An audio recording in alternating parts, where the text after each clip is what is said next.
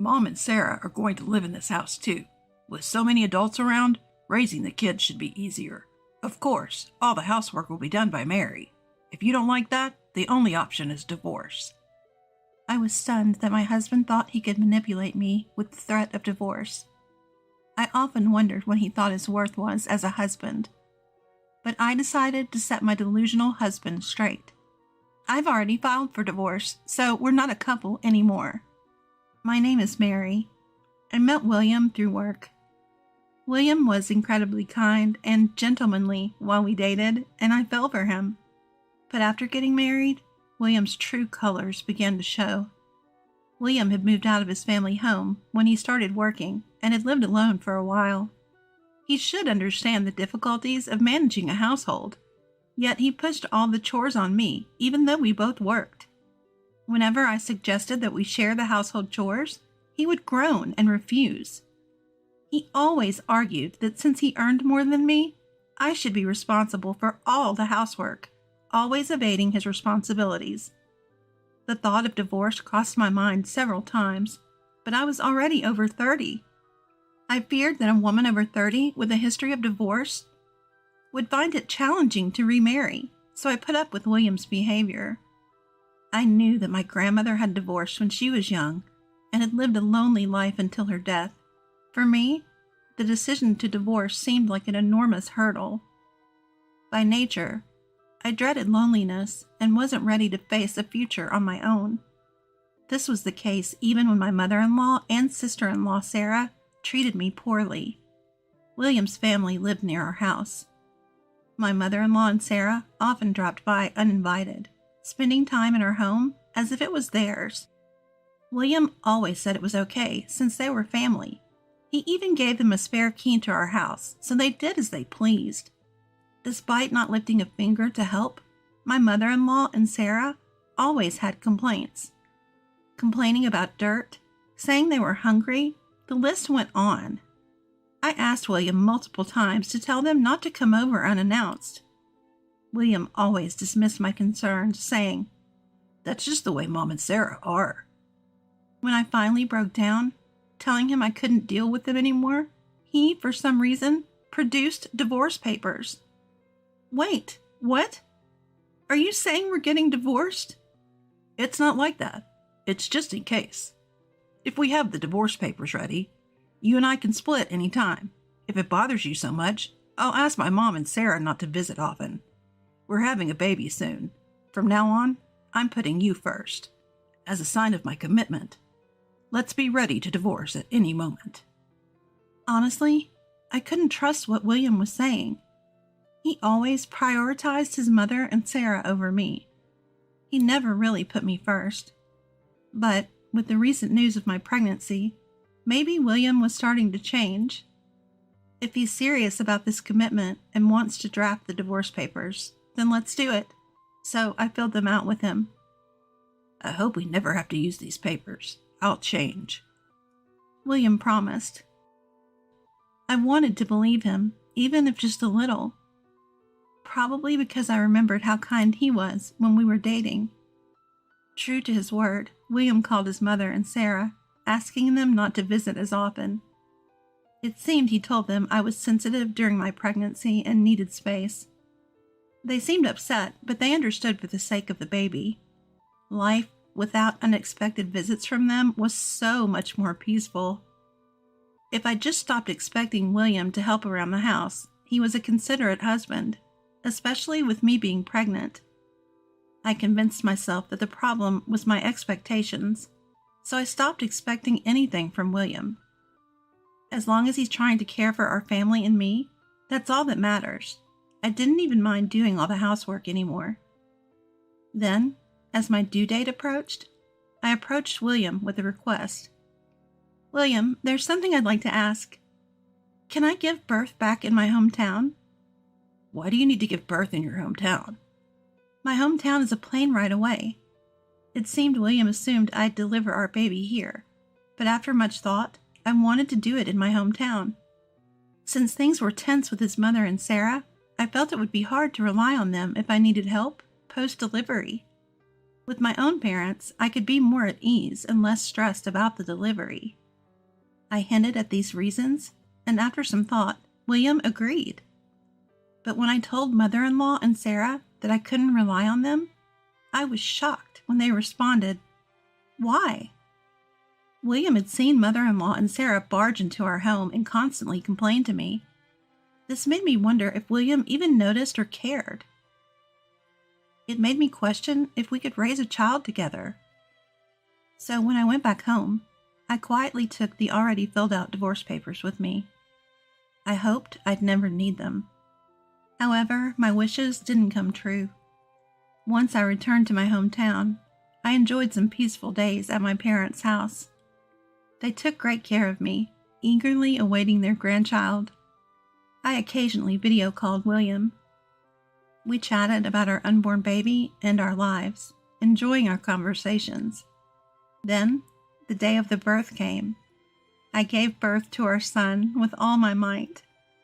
William couldn't come due to work, so I sent him photos and videos of our newborn. He always said he couldn't wait to meet our son over the phone. Out of courtesy, I informed mother-in-law, Sarah, and father-in-law about the birth.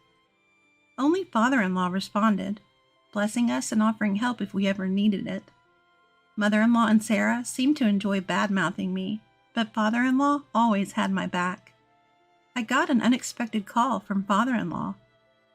The content was shocking, making me decide something significant. A few days after father-in-law's call, I arrived back in the town where William and I lived.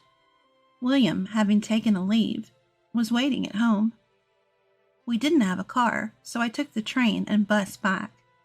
Ringing the doorbell, William opened the door with a big smile. "Welcome back, Mary. Where's the baby?" Expecting me to bring our child, he was surprised by my minimal luggage. Ignoring his confused question, I just said, "I'm back," and stepped inside. Inside the coat closet, several pairs of women's shoes confirmed that father-in-law's call was indeed true. "Why are there so many women's shoes here?" I playfully asked William. William responded, "Mom and Sarah are moving in with us. It'll be easier to raise the baby with more adults around. Of course, Mary will do the housework. If you don't like it, divorce is the only option." It seemed William had conveniently forgotten the promise he made to prioritize me above all else. The call I received from my father-in-law before returning here was a warning. Father-in-law had served as a public official for years and is now working 3 days a week in a re-employment scheme. Mother-in-law had always been a homemaker since they got married. However, as father-in-law started spending more days at home, she abruptly stopped doing the housework. Skilled at multitasking, father-in-law managed to juggle work and household chores. Yet, fed up with mother-in-law's lazy lifestyle and years of pent-up frustrations, he decided to divorce her. The house belonged to father-in-law's parents initially, so the property is in father-in-law's name. Mother-in-law would have to move out, and father-in-law assumed the only place for her to go was with William. If mother-in-law came to William's, then Sarah, a 26-year-old with zero work experience and currently unemployed, would also move in. Father-in-law informed me of this. Though father-in-law apologized for the inconvenience, it helped me make a decisive choice about my future. How deluded was William to think I'd accept mother-in-law and Sarah moving in, or else face divorce. William seemed proud that he earned more than I did. But however high his income, that's just his value at work. I calmly informed William that his standing in our household, from a wife's perspective, was at its lowest. "I've already filed for divorce, so you and I aren't a couple anymore." "What? You're joking, right? We just had a baby. Without a father around, the baby will suffer. It'll be hardest for you." "It won't be hard. My parents at home are willing to help with childcare. In fact, I left the baby with them to come here today. Here's the key." When I handed the key to William, it seemed he finally grasped the situation. His face turned pale, and he asked, "This is a joke, right?" "Why would I lie about something like this?" I retorted. A commotion drew the attention of mother-in-law and Sarah. They arrived expecting to see the child, their faces brightening at the thought, but sensing the tension between William and me, their smiles faltered. "What's going on? Where's the child?" It was a flustered William who responded to mother-in-law's urgent query. Pointing at me, much like a child tattling to their parent, he declared, "She's trying to divorce me behind my back." It was pitiful seeing him like this. Whatever love and affection I once felt for William seemed to evaporate in that very moment. Mother-in-law and Sarah were livid upon hearing about the divorce papers. "Why would you do something so rash?" they demanded. I took a deep breath and said, "I never felt like I got along with you, mother-in-law, or you, Sarah. Constant complaints and being belittled was draining. I asked William to prioritize my feelings over yours. He promised to do so, even drafting the divorce papers as a gesture of commitment. But when he broke that promise, I felt I had no choice but to file them." Mother-in-law snapped. "The only reason you and I don't get along is that you don't keep up with the housework. You should be grateful. Sarah and I are here to help, especially since you clearly can't manage both housework and childcare." I retorted, "It's rich coming from someone who was kicked out by father-in-law. He told me you two are divorcing too." I made sure to thank him for all his patience over the years. "So he told you?" Mother-in-law exploded, her face red with anger, while Sarah looked visibly sour. "Come on, Mom," Sarah interjected with a mocking smirk. "It's probably for the best. Mary was never up to the task anyway." "The last thing I want is to be called incompetent by someone like you, Sarah." It was clear I wanted my own piece of revenge against Sarah. During my pregnancy, she'd often come over uninvited, using my gaming console without permission. She'd throw the controller in frustration when she lost, which once resulted in it breaking. Instead of offering compensation or even a simple apology, she had the audacity to tell me to replace it. William's refusal to stand up for me against such blatant disrespect was one of the driving factors behind our divorce. Seeing Sarah maintain her disdainful expression was more than I could bear. Since we've been family all this time, I never spoke up out of respect, but considering this might be the last time we meet, I have something to say. Sarah, you should consider working. Being in your late 20s with zero work experience will make job hunting tough. Best of luck moving forward." "Why should I be the one hearing this?"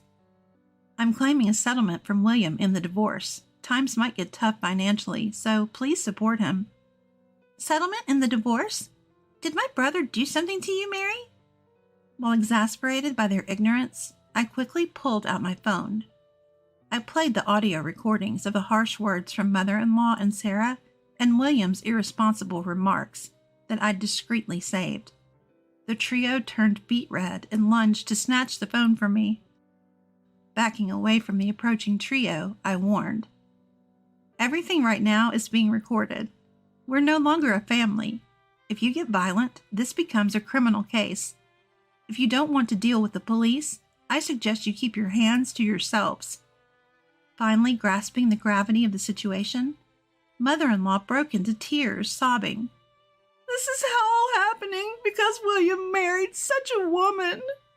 William shouted, "Mom, you always said Mary was a good servant who listened well." Sarah yelled, "I can't work. Absolutely not. Brother should pay for everything. It's all his fault for marrying Mary in the first place." Watching the three of them shift blame onto each other was both foolish and ugly. I addressed the trio without even looking their way. The reason I came today was to offer my gratitude one last time.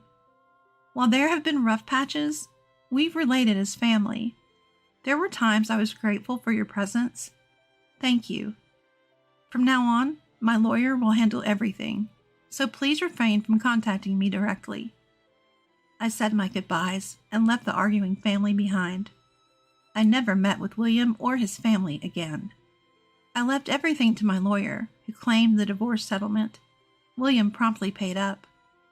However, news of William being sued for a settlement by his ex-wife became gossip at his workplace. This led to William becoming a layoff candidate. Eventually, he was advised to resign, and he did. Now he's apparently spending his days job hunting. Sarah and mother-in-law argued nearly every day, until Sarah decided to leave the house.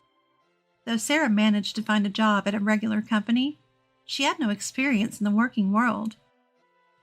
She was treated as if she couldn't contribute at work and felt overwhelmed. With Sarah gone, mother-in-law ended up living with William and took on all household responsibilities. Since William was job hunting and tight on cash, she started working at a local grocery store. William often heard complaints from mother-in-law and was emotionally drained from it all. All this info about the trio was shared by father-in-law. From the time we got married, father-in-law has always been good to me. I wanted at least father-in-law to see my child, and when we visited, he was overjoyed. Father-in-law gets along great with my parents, and occasionally drops by my childhood home to see how his grandchild is doing. I got a job near my parents' house and earn enough to support my child comfortably. My child is growing up healthy and active. Though I felt guilty for keeping my son away from his father, seeing him smile assures me that I made the right decision. Even without his dad around, I strive to provide a fulfilling life for my son. I'll continue to do my best in both my job and parenting every single day.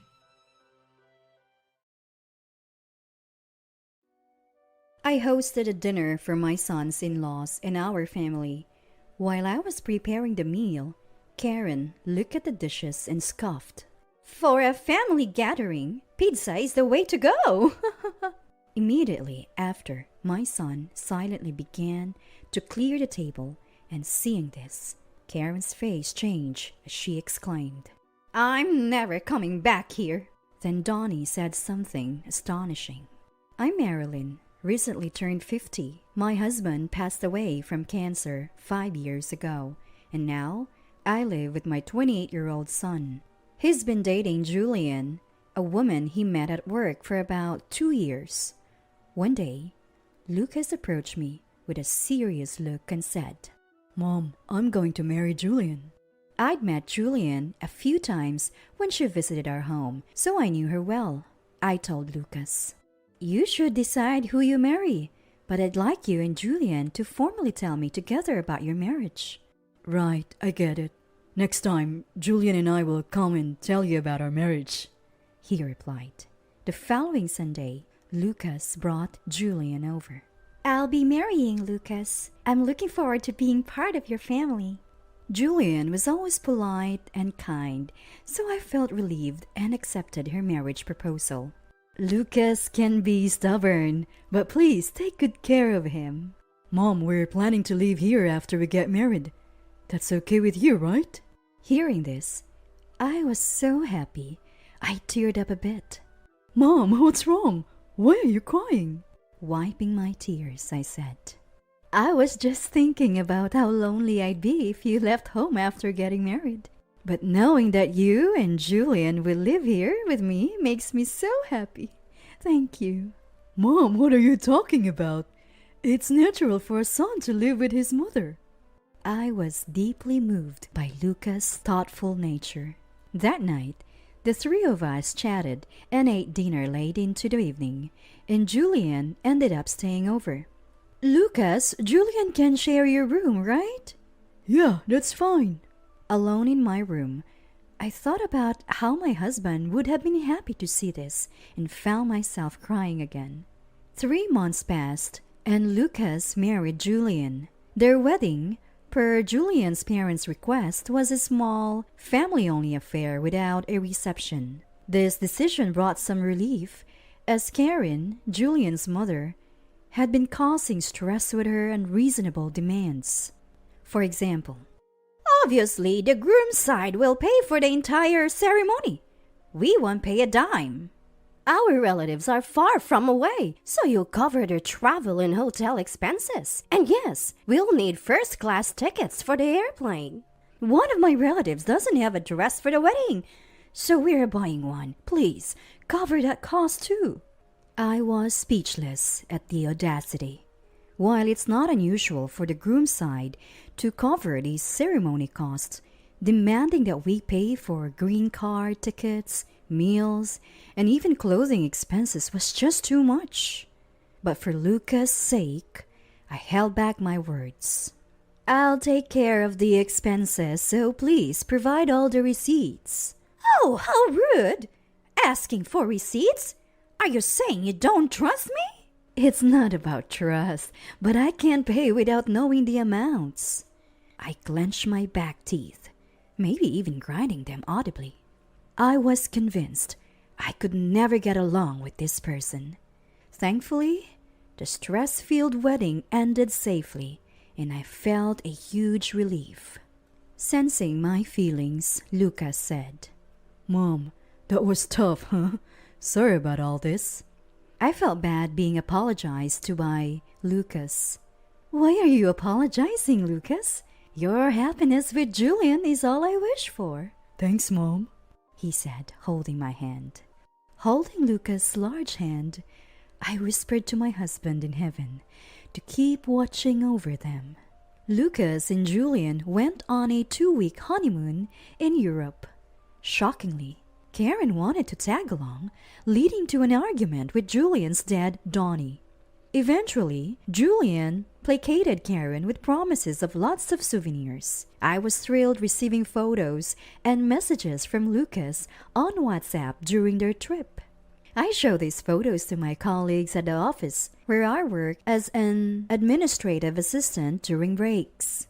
They all agreed that Lucas and Julian are a perfect couple. When they returned from their honeymoon, they first visited me with loads of souvenirs. Thanks for all these gifts. "It's nothing much. Oh, and this one is for Dad." Lucas had bought a tie for my late husband. I'm sure he's delighted in heaven. "Next time we travel abroad, Mom, you should come with us. Julian wants that too." Marilyn, let's definitely do that. Moved by their kind words, I teared up. Lucas, noticing, said, "Mom, you cry so easily these days. Is it because you're getting older?" He said with a laugh. "Maybe so. I am 50 now, after all." After Lucas and Julian went to their room, I placed the tie for my husband by his photo and whispered, "Dad, Lucas bought you a gift. He's grown into such a kind man. I'm so happy." In that moment, I felt as if I heard my husband's thank you from heaven. Later, Lucas and Julian visited her family home, but Karen seemed displeased. She erupted. Why didn't you come here first? I bet you gave them more gifts. How much did you spend on their gifts? "Mom, what are you saying? We didn't do that," Julian protested. You can say anything. I might just go check their gifts right now, Karen retorted. "Mom, aren't you embarrassed saying that?" Why should I be embarrassed, Julian? You've become so cheeky. Brainwashed by that man, perhaps?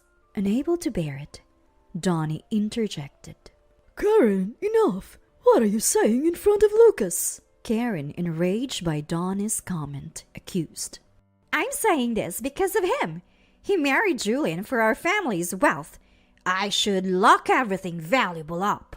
Lucas, called a gold digger, stayed silent, finding it all too ridiculous. But Julian, hurt by Karen's harsh words, broke into tears. Mom, please, just stop, she begged. Following her, Donnie added, "Right, why does Karen always have to badmouth Lucas and Marilyn?" It's not bad-mouthing. I'm just telling the truth. And you never think about anything? Always just TV and newspapers. Donnie finally exploded in anger after Karen's repeated insults. "Enough! Just stop talking and go to the other room." It was rare for Donnie, usually so reserved, to raise his voice in anger. Karen was shocked and started crying. Seeing them, Julian also shed tears. Lucas gently put his arm around Julian and said, "Julian, maybe we should head back home." She nodded faintly, and they returned to my house. "You're back early?" Lucas told me what happened at Julian's family home. Listening to his story, Julian teared up and then turned to me. I'm sorry for my mother causing trouble for Mr. Lucas. Hearing this, Lucas turned to Julian. Don't have to apologize for anything, Julian. It doesn't bother me at all. Cheer up. Exactly. You shouldn't worry about it, Julian. But I wonder why Karen would say such things. Julian just stayed silent. I know, right? It's not something to say in front of Julian. She's a bit off, that one. I'm sorry. You don't have to apologize, Julian. Julian remained tearful for a long time. The following Friday, Lucas told me, Julian's parents are coming over next Sunday. Are you okay with that? They might say a lot again. I'll prepare for it. Make sure to ask Julian what her parents like to eat. Got it.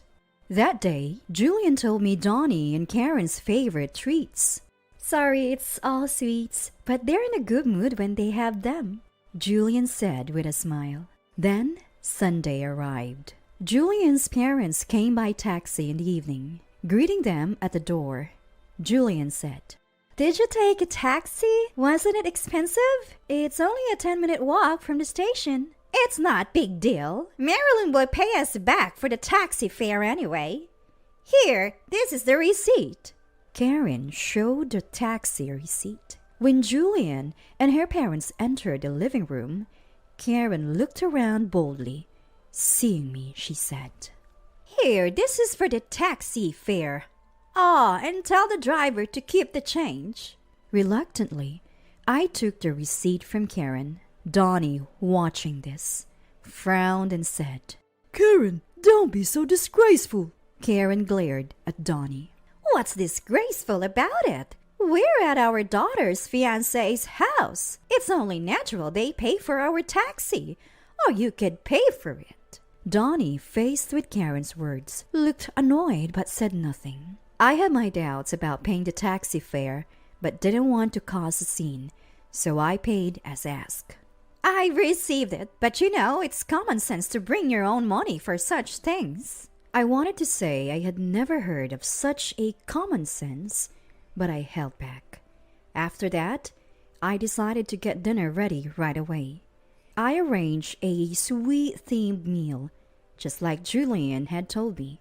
Upon seeing the spread, Karen's eyes lit up and she exclaimed, Oh, this looks delicious. I haven't even tasted it yet, but I can tell just by looking. Yeah, let's eat. Karen and Donnie started eating voraciously, especially Karen, who ate as if she hadn't had a meal in days. After devouring everything, they were in a noticeably better mood, just as Julian had predicted. Lucky Lucas, getting to eat such amazing food every day since birth. Yeah, Mom's cooking is always delicious, I replied, pleased by the compliment, even if it was just flattery. Donnie chimed in. Great meal. I'd like to have this more often. Karen, sensitive to Donnie's casual remark, snapped back. Are you implying my cooking is bad? If you don't like it, feel free to eat instant meals every day, or maybe get someone else to cook for you. Donnie, looking exasperated, replied, I didn't mean that. Your cooking is delicious too. But Karen wasn't pacified. Oh, please, you're just saying that. You probably eat it reluctantly every day. It's so not fun eating with you. Julian, clearly upset, intervened. Enough already. This is embarrassing. Why should I be embarrassed, Julian? I haven't said anything shameful. Seeing them heating up, I decided to serve the sweet coffee Julian had taught me about. Rushing to the kitchen, I brewed the coffee and added extra sugar, then brought it to Karen and Donnie. Let's cool it with the chatter and have some coffee, shall we? Coffee? I didn't ask for it, but okay, I'll have some. I'll have some too. They both took a sip. Instantly, their agitated expressions softened. This coffee is delicious. Haven't had such good coffee in a long time. Yeah. I hadn't expected the sweet coffee trick Julian told me about to work so well in easing the mood. Catching Julian's eye, she winked at me discreetly. Mom, can Julian and I have some coffee too? Sure, I'll make it. Julian promptly volunteered, standing up to prepare 3 more cups. Watching this, Karen suggested, Julian should learn cooking and coffee making from Mom here. I'd like that. Later, as my son, Karen, and Julian chatted, Donnie checked the time and said around 8 p.m. Karen, shall we head home? Oh, you want to go somewhere else? If you're meeting someone, feel free to go. What are you implying? Donnie retorted, but Karen didn't respond. Take care on your way home. Thank you for everything today. What's Julian going to do? I'm going home with my parents today. I hurriedly called a taxi, and when it arrived in about 5 minutes, I gave the driver a little extra money. Just as the 3 of them were about to get into the taxi, Karen said to me, Can we get the taxi fare from you? Karen, there you go again with your brazen request. I'll pay for it. It's okay. I already paid the driver. Oh, is that so? Is the taxi just going to the station? Can we take it all the way home? Mom, don't say things like that. Julian said this with a serious, angry look, pushed her parents into the taxi, got in herself, rolled down the window, and said to me, Thank you for today. It was fun and the food was delicious. Despite how my mother is, she's actually really happy. Please, come visit again. After the taxi with the 3 of them drove off, Lucas said to me, Karen is always like that. When I first visited Julian's house, she asked where the gifts were before even saying hello. It really surprised me. Lucas chuckled. But Julian is a very kind girl, so it's all right. It's funny how different their personalities are, even though they're mother and daughter. Yeah, that's true, well. Donnie seems decent at least. Lucas said this with another chuckle. As summer approached, and it was almost time for family gatherings, Julian said to me, My mother wants to have a family dinner here. I had a bad feeling but couldn't refuse. Of course, that's fine. I'll prepare the meal with care. Lucas, who heard our conversation, chimed in. I wonder if Karen will say something odd as usual? I'll make sure she doesn't say anything strange. Thanks, I hope this dinner goes well. If she starts anything odd, I'll step in too. Sure, Julian said to me. Then I'll let my parents know later. On the day of the family gathering, Karen and Donnie came to our house after a long time. Of course, I paid for the taxi. It's been a while since you've been here. I said this as she looked around the house like she did before. As I was preparing dinner, Karen, looking at the meal, said, For a family gathering, it should be pizza, right? I thought to myself, here we go again. Then Lucas, who was nearby, silently took the meal away. Seeing this, Karen turned bright red with anger. What's this? Such rudeness! I'm never coming to this house again. Then Donnie said bitterly, Yeah, you're not coming anymore. What do you mean? That means you no longer have the right to come here. What nonsense are you talking about? Stop this nonsense! The words "stop this nonsense" are what Julian has been saying to you for a long time, but you never changed. What did I do? I can't live with you anymore. We're getting a divorce. On hearing the word divorce, Karen became even more agitated. What do you mean, divorce? Fine. I'll grant you a divorce. You'll realize how grateful you should have been for me once you're alone. Julian, listening to her parents' argument, said while crying, Mom, please leave. I'm exhausted too. Why are you always complaining about Lucas and his family? What don't you like about them? Julian, how can you say that after all I've done for you? Is this how you repay me? You're the only mom I have. I won't abandon you, but please, don't come here again. If you really want me to be happy, just do as I say. Fine, I leave. I won't bother coming back to this poor-looking house again. Karen left with those final words. Donnie watched her leave, then turned to us. Sorry for the disturbance. We argued all last night, too. I warned her not to say anything strange at Lucas' house. I told her it would be over if she did, and well, here we are. My apologies. Dad, Julian cried and hugged Donnie, who silently comforted her. Donnie, are you sure about this? Yes, it's final. She didn't keep last night's promise. I understand, Julian said through tears. It's sad, but she never listened no matter how many times we told her. Let's not dwell on this. Let's eat. I'll bring the dishes from earlier. I'll get them. Julian stood up and brought back the dishes she had taken away earlier. Let's eat? Yes, let's. Let's eat. Please enjoy your meal at your own pace. I'll bring you some coffee afterward. That delicious coffee? Oh, I'm looking forward to that. And so, the evening meal turned into a joyful occasion. 3 months passed. Donnie came to our house and officially reported that he and Karen were divorced. Then Donnie said, She seemed to have wanted to divorce me from the start, thinking it would be disadvantage her to initiate the divorce. She kept making trouble statements on purpose.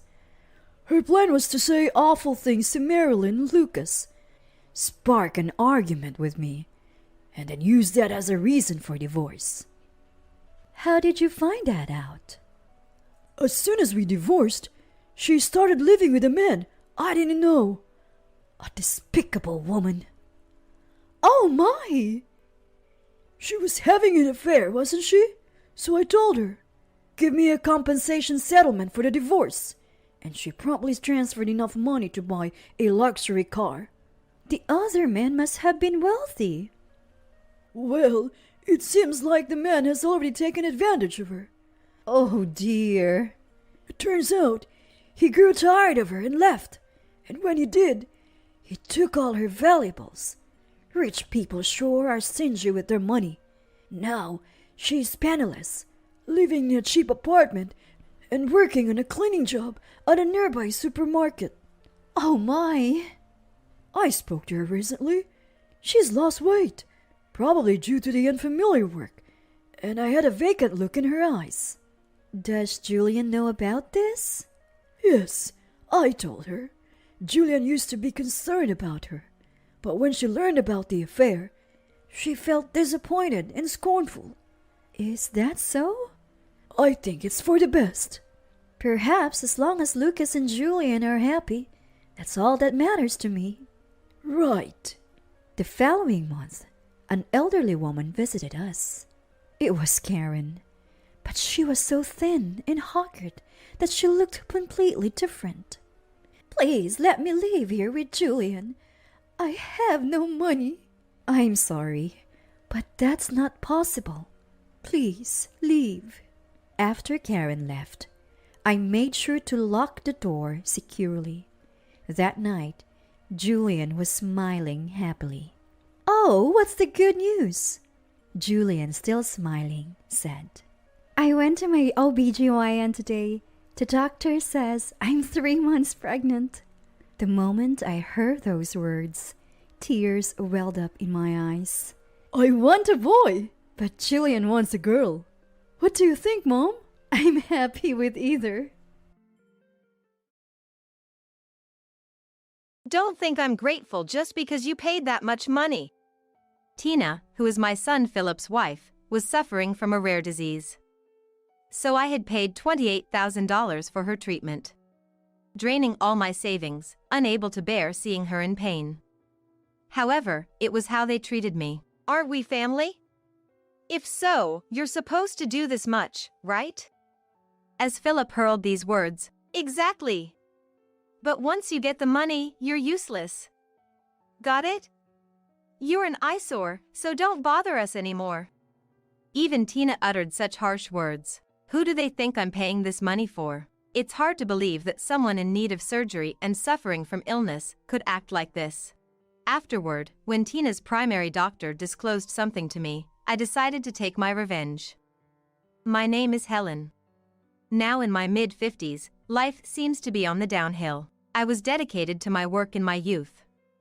Before I knew it, I was approaching 40 and still single. Then, during a mistake at work, Alexander, who would later become my husband, helped me out. Thank you. You saved me. I don't know what I would have done without you. I was truly grateful to him. That incident brought us closer, and we eventually started dating. It was a late-blooming romance. We would go out for meals after work, or I'd cook at his place on our days off. As lost his wife, he lived with his middle school son, Philip. Whenever I visited, Philip clearly showed his dislike for me. I casually Alexander asked, "Hey, do you think Philip dislikes me? He seems to obviously avoid me." "It's just his age, I guess. I went through that phase too. He'll come around." He didn't seem to take it too seriously. "I need you, and Philip needs a mother. If it's okay with you, would you marry me?" And then, he proposed to me. I had resigned myself to being single for life, but the idea of living the rest of my days as Alexander's wife and mother to his son didn't seem bad, so I accepted his proposal.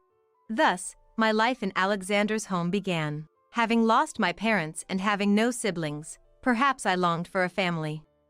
I was truly happy to have my own family. Yet, Philip stubbornly avoided me. Good morning. Even when I greeted him in the morning, yeah. That was all he would say. Still, I believed that he would eventually open up to me. Philip would retreat to his room after meals, and we hardly talked. Alexander didn't say much about it either. I didn't understand the dynamics of a father and son, but it seemed Alexander saw a bit of his younger self in Philip. However, Alexander was diagnosed with cancer 2 years later and passed away, despite treatment.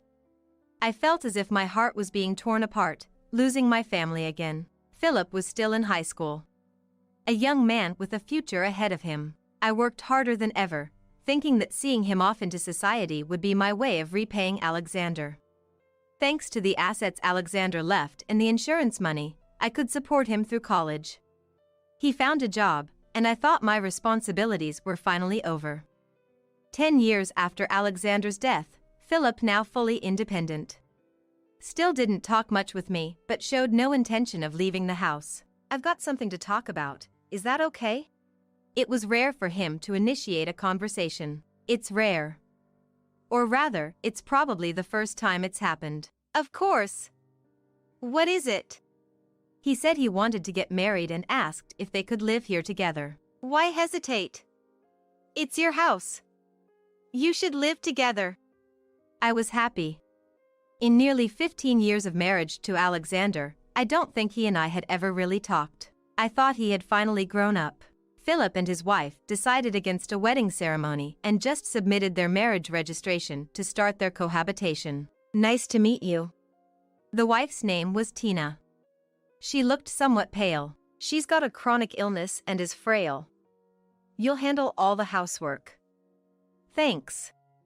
Was he still not accepting me as a mother? "We're relying on you," Tina said with an untroubled smile. Leaving everything to me might be too much. It would be nice if they could help a little. From that day, I started being treated like a housemaid by the couple. "Oh, I can't eat this, so can you please not put it in front of me?" Tina always had something to complain about the meals I prepared. I'm sorry. Do you have dietary restrictions due to your illness? I'll be more careful next time, please forgive me. I wasn't sure how to interact with her. She needs to regularly visit the hospital because of her condition. Be considerate, will you? I understood that she had a chronic illness requiring regular hospital visits. Indeed, she seemed to be spending entire days at the hospital about 3 times a week. I was working full-time, so I didn't know much about their daytime activities, but I could fully appreciate that it must be tough. Still, I wondered what illness she had. Even with these questions, I continued living with them. Make sure you clean our room too. I'm tired, so at least ready a supper for me. Seriously, "You're so inconsiderate." Philip would say, then Tina would assertively add, "I get dizzy and feel like I might collapse if I move too much, so I'll leave all the cooking and laundry to you." While in this house, I felt like I was their maid. A month after we started living together, Philip revealed Tina's illness during a conversation. "Can I talk to you about something?" He approached me uncharacteristically humbly. Apparently, Tina had a kidney problem and was undergoing dialysis 3 times a week at the hospital. Each session cost about $300, totaling around $4,000 per month and approximately $48,000 a year. A staggering amount. "She's on a waiting list for a transplant, but that's going to cost money too. Can we figure something out?" He continued, looking serious. "How much will it cost?" I asked. "Between $28,000 and $30,000, I guess. If she gets the surgery, she won't need weekly hospital visits anymore, and we won't have to spend more. Please help us." I had never been asked for something so earnestly before. "Okay. I'll give it. Nothing is more important than life." Tina's attitude seemed more understandable, considering she was battling a serious illness. They had already incurred a significant amount of debt for medical expenses. To protect the future of these 2 young people, I promised to pay. "Here's $28,000. Use it wisely." I withdrew the money from the bank and handed the envelope to Philip. "Thank you. I feel bad about this." I was a bit concerned about his reaction upon receiving the money, but I assumed it was just the stress of handling such a large sum. However, the next day, "You think we're grateful just because you paid? You think we're family, right? Then it's only natural for you to pay." Philip hurled these words at me. "Once we get the money, you're useless to us. Can you stay out of our lives for good?" Tina continued, her face pale. "Honestly, can you leave our house soon? I've been tolerating you so far, but you're just an eyesore." I couldn't believe these unexpected words from Philip. Was I the only one who thought we could become a family? Unable to bear the sadness and frustration, I packed my things and left the house. Having impulsively left the house, I had nowhere to go, as I had no other relatives. For the time being, I needed to find a place to stay. I decided to stay at a budget hotel near my office and think about my future. I had thought of Philip and Tina as family and wanted to be a real family. That's why I listened to Tina's story about her struggle with a serious illness and decided to pay for the surgery.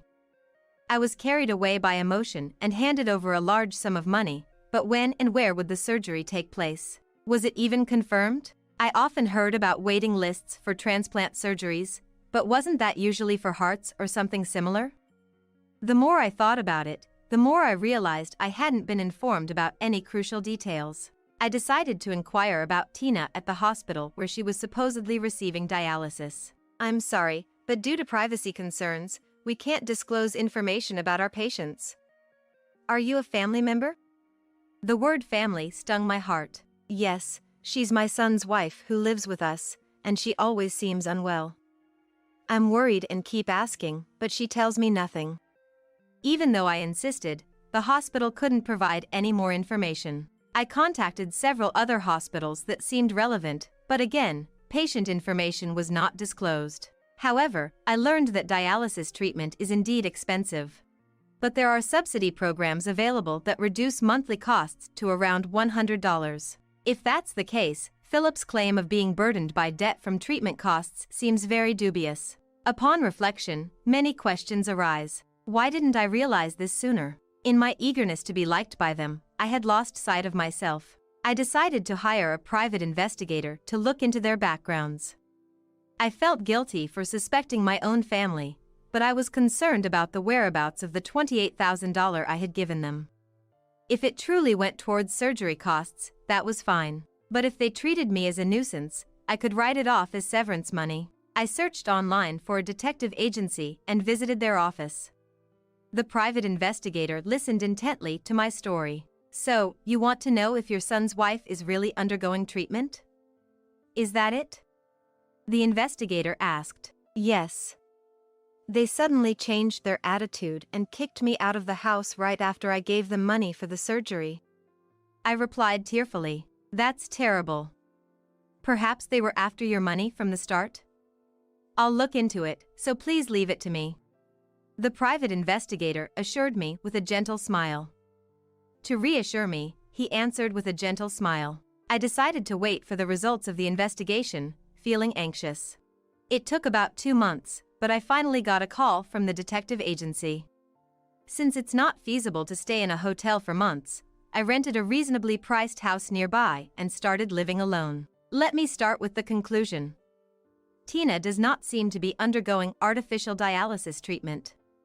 Hearing that, I felt as if something that had been nagging at the back of my mind had been resolved. So, what about her pale complexion and the hospital visits?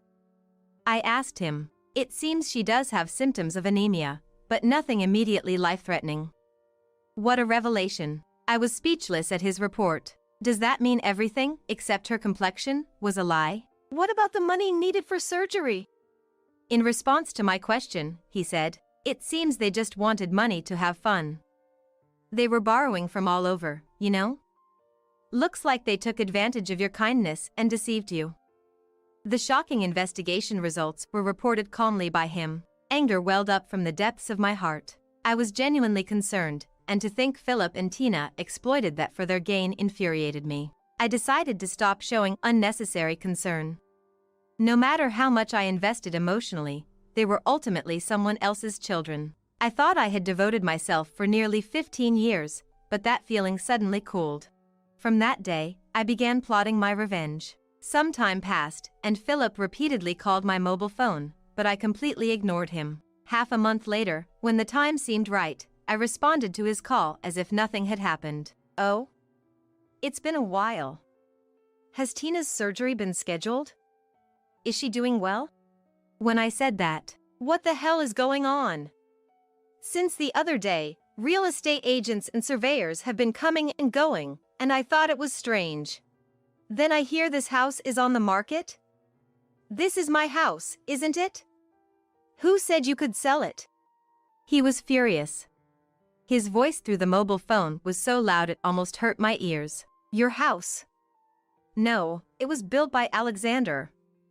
And now, I'm the owner. You essentially evicted the landlord. I don't need to live there anymore, so I decided to sell it and buy another property. You better start looking for a new home."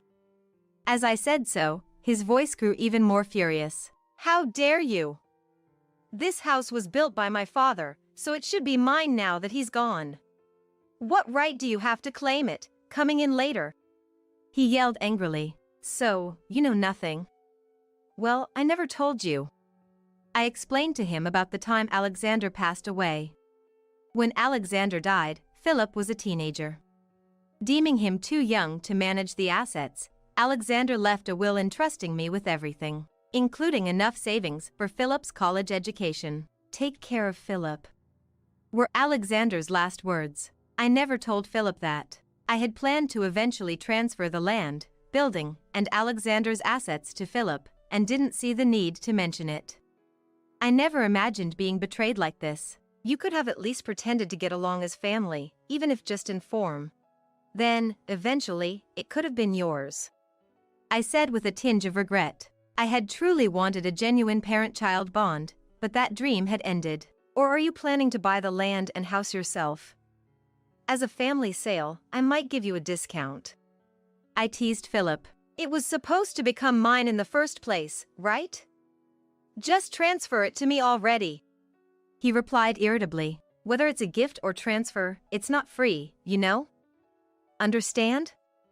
Driving me out was a mistake." I was determined not to back down. "The $28,000 you took from me, that wasn't for surgery, was it? I had everything checked. The story about Tina needing a transplant surgery to survive, being on dialysis, all lies, right? Just to get money for yourselves. I'll never forgive you." As I declared so, "Wait, hold on. She really is frail. You have to believe that." He started to panic. "Even that is just a case of severe anemia, not immediately life-threatening. Be prepared." I will get back the money you scammed from me," I said firmly. Then he retorted, "It's all nonsense. Besides, we're family, right? There's no way this can be fraud." "Family, you say? How can you even say that? Since I married your father, not once did you seriously talk to me. Still, I tried my best to watch over you, keeping my promise to Alexander. Do you understand?" I felt like crying, thinking back on everything that had happened. Just because we're family, it doesn't become a non-crime, does it? But sadly for you, I plan to sue for being deceived. Isn't that what happened? You lied and took money from me. After I finished speaking, "How could you?" He was speechless on the other end of the phone. "I will consult a lawyer based on the investigation results from the detective agency.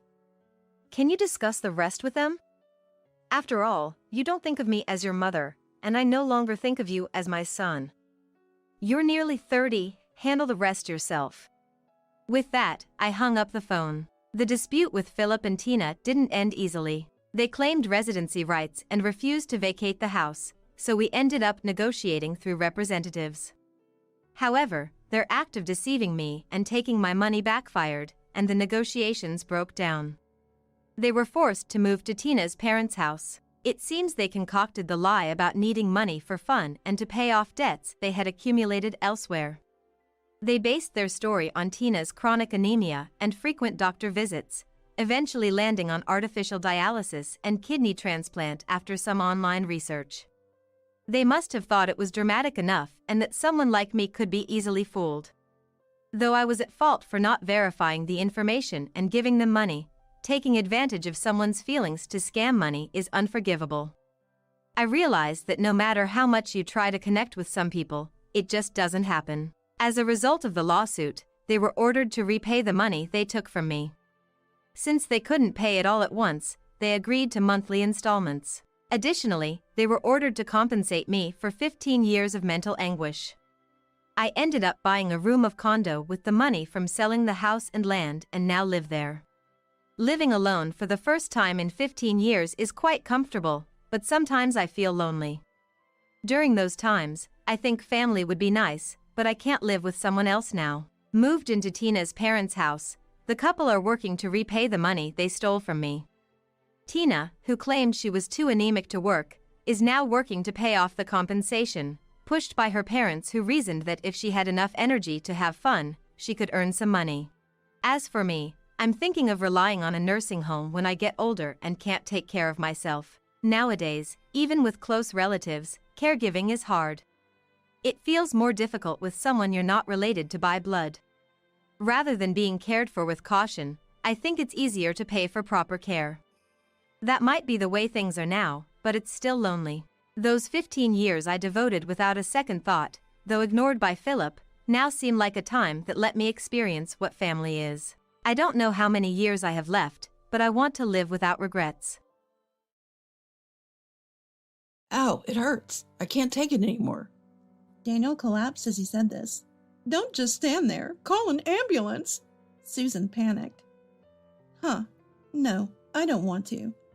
I answered like that. My name is Emily, and I'm turning 29 this year. I work at a design office, assisting with image editing. Basically, my job is to process images and do some design work. It's not that the pay is bad, but the hours don't really match up with the salary. Well, that's pretty common in this industry. I too got married last year before hitting 30.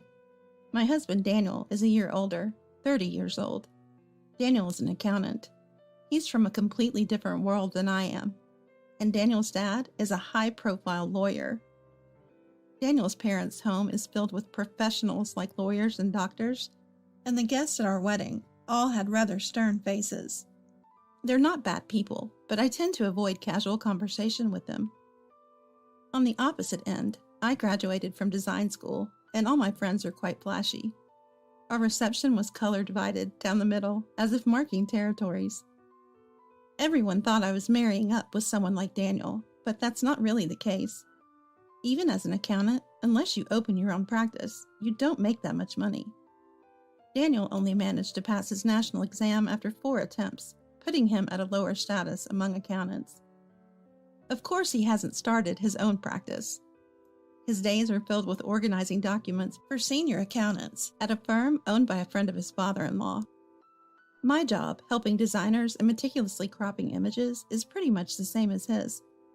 But together, we make enough money, and being an accountant is a stable job. In an industry like mine, where the highs are highs and the lows are devastating, marrying Daniel felt like a blessing. Our married life is quite busy, with hardly any time spent together. We only see each other in the evenings and mornings, and we rarely eat together. But we're young, and I suppose this is just what it's like for dual-income couples. However, it wasn't quite the same for Daniel. I guess married life wasn't what he had imagined.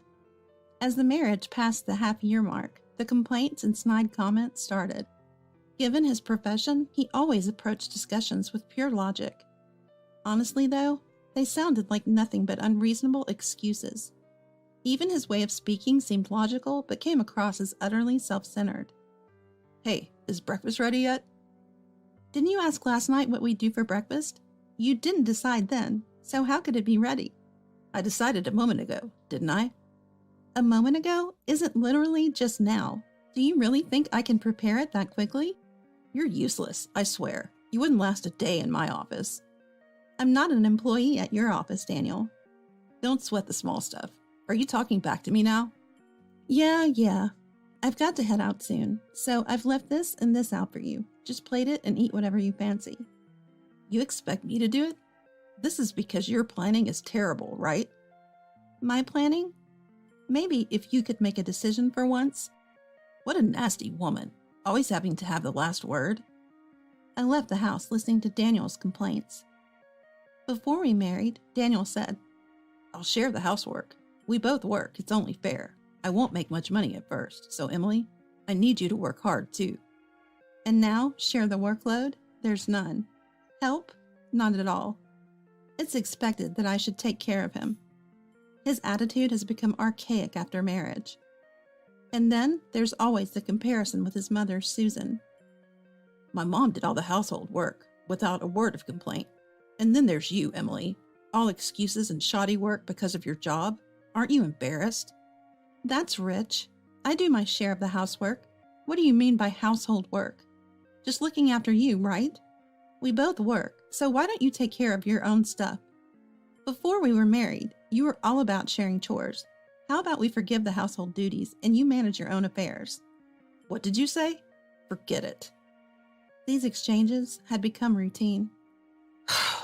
Sighing, I convinced myself that even couples who seem happy on the outside probably have their issues too. And then something happened to make me feel even worse. Once again, it was mother-in-law Susan.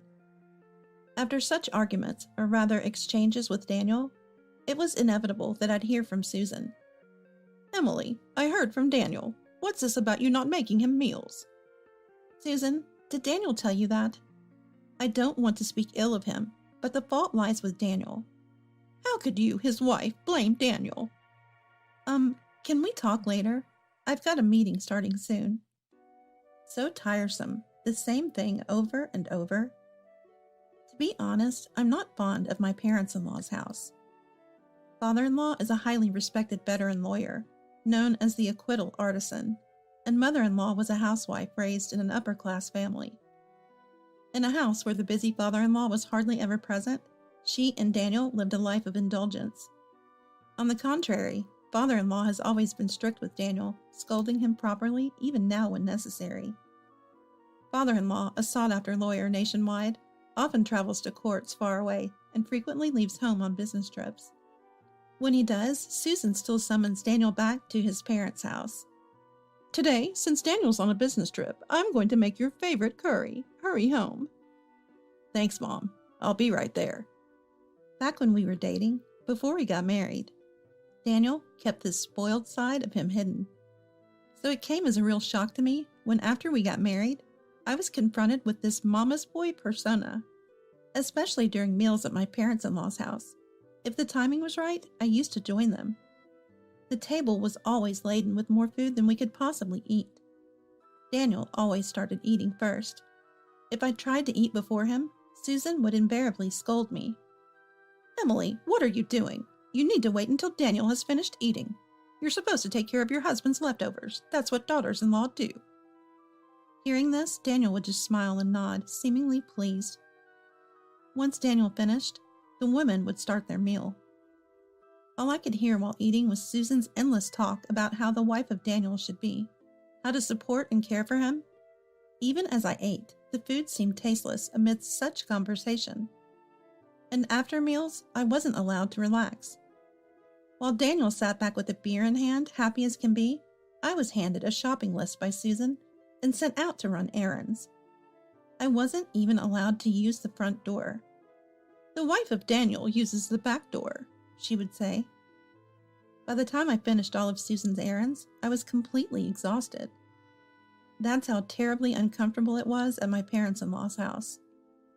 However, since I often had to work on weekends, and I didn't go there all the time, I just resigned myself to thinking of it as a form of endurance. But lately, I've noticed a change in Daniel. He started stopping by his parents' house after work on weekdays, and on weekends, he'd say he was staying over at their house, hardly spending any time at our own home. It started to seem suspicious. Feeling a bit doubtful, I sometimes called my parents-in-law's house. Sure enough, Daniel was there. Nothing overtly suspicious seemed to be going on, but something else was strange. Now, on occasions, when it seemed I could join them at my parents-in-law's house, Susan, who had previously worked me to the bone, started saying things like, "Emily, why don't you take it easy and rest on the weekends?" As someone who disliked their parents-in-law's house, I was actually pleased with this change. So in the end, Daniel was the one who went off to my in-laws' house alone. That's how it continued for a while. Our home and my parents-in-law's house are about a 30-minute drive apart. We only have one car, which we both use. Daniel uses it every time he goes to my parents-in-law's house. I can get to work just by taking the bus, so I rarely use the car, except for shopping. And since Daniel commutes by train, the only time he uses the car is for his visits to his parents' house. One day, I went shopping alone, in that car. Then, I noticed a long strand of hair on the passenger seat. Huh? I have a short haircut, and this long hair isn't mine. I don't remember letting anyone else in the car. Could it be? Is he cheating? While I had that thought, I also wondered when he would have the time. Lately, Daniel has mostly been at my parents-in-law's house, except for work. He spends weekends there too, and there's no sign of him going out at night, so it doesn't seem like he has the time to cheat. So I asked Daniel about it. "Hey, you've been hanging out at Susan's place a lot recently. What are you up to?" Why are you asking me that all of a sudden?" "Well, you're there on weekdays, and even stay over on weekends. I was just wondering what you do all the time." "It's nothing much, just relaxing, studying. There's a lot of law books at the parents' house, right? Even as an accountant, I need to have a broad knowledge, so I study there." You're quite the studious one, aren't you?" Yeah, I guess." Something feels off. Come to think of it, Daniel has been complaining less to me recently, and there are no calls from Susan either. It was a relief until recently, but now it seems suspicious. With a firm resolve, I decided to hire a detective to investigate Daniel for infidelity. A few days later, I received the investigation report. "Emily, to get straight to the point, Daniel has been seen with a young woman with long hair." "Ah, I knew it." "However, what's strange is that he seems to only accompany her to his parents' house." "To the parents' house?" "Therefore, we couldn't confirm any infidelity. As a precaution, I will report his movements. Daniel always meets this woman on his way to the parents' house, lets her in the car, and then they head to the house. There's no evidence of infidelity or anything similar happening in the car.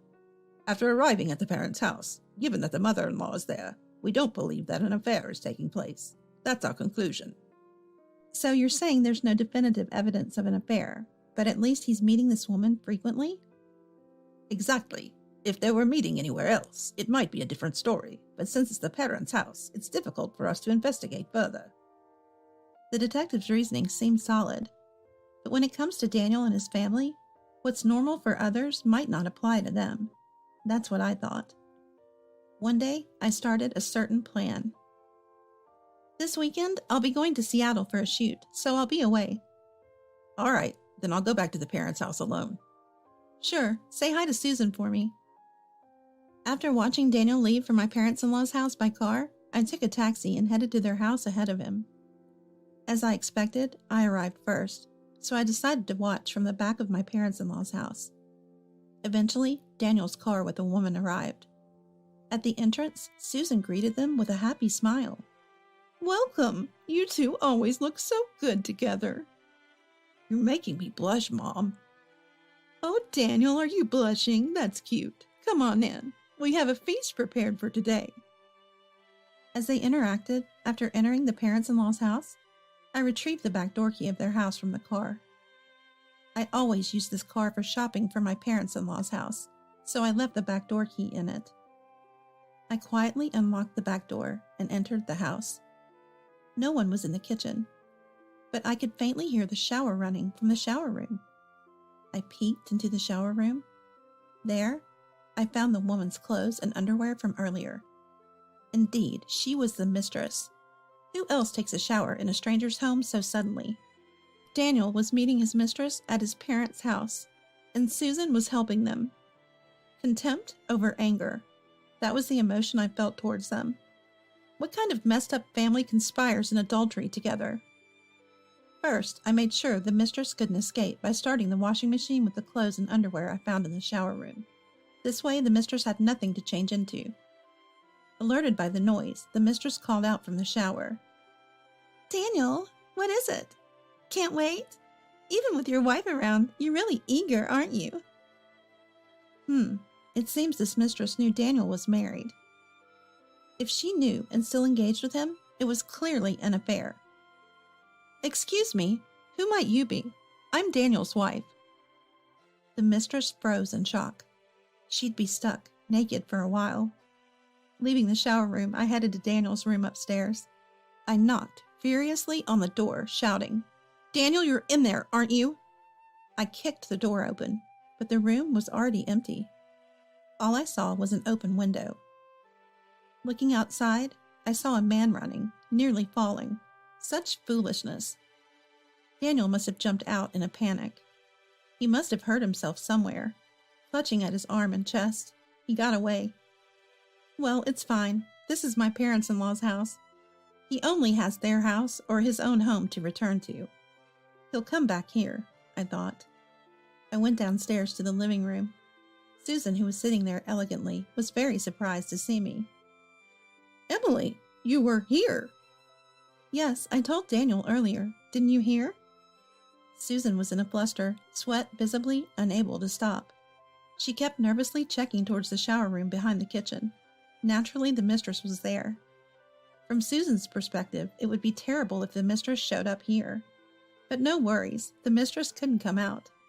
The table was set with a lavish meal. Susan, this meal is amazing. I'm sorry you went to all this trouble for me.